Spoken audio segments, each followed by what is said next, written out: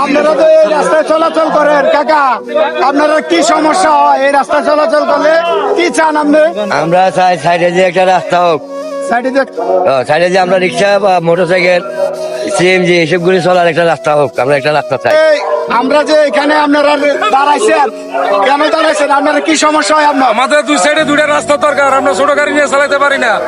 এবং কি আমাদের এই আপনারা কি গাড়ি চালান? আমাদের অটো মিশুকে আপনাদের কি সমস্যা? সমস্যাটা কি, কেন দাঁড়াইছেন? সমস্যা আমরা এই রোডে চলতে পারি না। প্রশাসন আমরা বিরক্ত করতে আছে। একটা গাড়ি ধরে 2500-2600 টাকা আদায় করে প্রশাসন আদায় করে। আমরা সবল আপনারা হাইওয়ে রাস্তাতে ওঠেন কেন? কেন ওঠেন? তাহলে আমরা কি করি? আমরা কর্মকর্তা করি।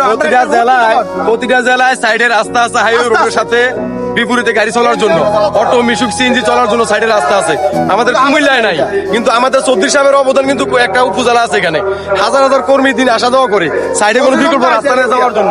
আমরা চাই সাইডে অন্যান্য জেলার মতো আমাদের এখান থেকে উপজেলা পর্যন্ত ছোট একটা লেন করে দেওয়া হোক, যাতে আমরা এলাকার স্থানীয় যারা কর্মজীবী লোক আছি, শ্রমিক আছি, আমরা কর্ম করে খেতে পারি, দিন আনি দিন এনে দিন খাই। আমরা এই প্রস্তাবটা যাতে আমরা চৌধুরী সাহেবের মাধ্যমে আমরা পূরণ করতে পারি।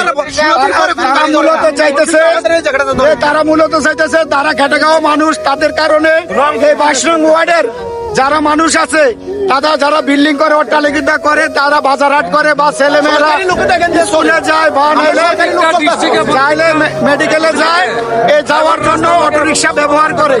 এই অটোরিকশা ব্যবহার করার কারণে এই কারণে কিন্তু তারা এই রাস্তায় দাঁড়াইছে।